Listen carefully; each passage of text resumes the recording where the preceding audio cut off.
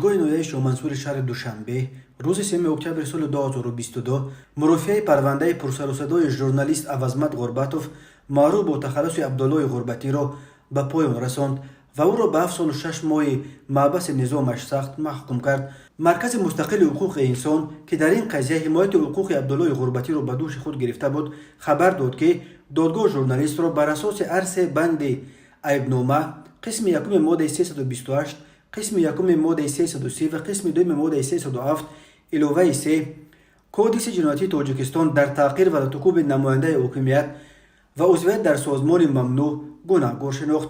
ادوکات عبدالرحمن شریپوف که به نمایندگی از مرکز مستقل حقوق انسان در این مرافعه پر سر و صدا از حقوق عبدالله غربتی حمایت میکند گفت که آنها از این حقوق به دادگاه بالایی شکایت خواهند برد. عبدالرحمن شریپوف خبر داد که روز 4 اکتبر پیش از صدور حکم دادگاه به عبدالله غربتی برای ارائه سخن آخرینش نوبت داد. در سخن آخرینش عوضمت غربتوف خود را در مورد این سه اتهام به ضدش اعلان شده بیگناه دانست و هر نوع ارتباط خود به یگان گروه افراطی را نیز رد کرد. عوضمت غربتوف از دادگاه خواست که او را بیگناه برآورد و سفید کند. خبر داده است ادوکات ژورنالیست عبدالرحمن شریپوف هفته گذشته عیبدار کننده دولتی از دادگاه خواسته بود که عبدالله غربتی را به 8 سال زندان محکوم کنند، اما ادوکات عبدالرحمن شریپوف روز 3 اکتبر در سخن نهاییش به بیگناهی نفر تحت حمایت خود اصرار ورزیده از دادگاه خواسته بود که غربتی را کاملا سفید کند و راست از تالار دادگاه جوابش دهد. ادوکات گفت دادگاه قرارش را اعلان کرد.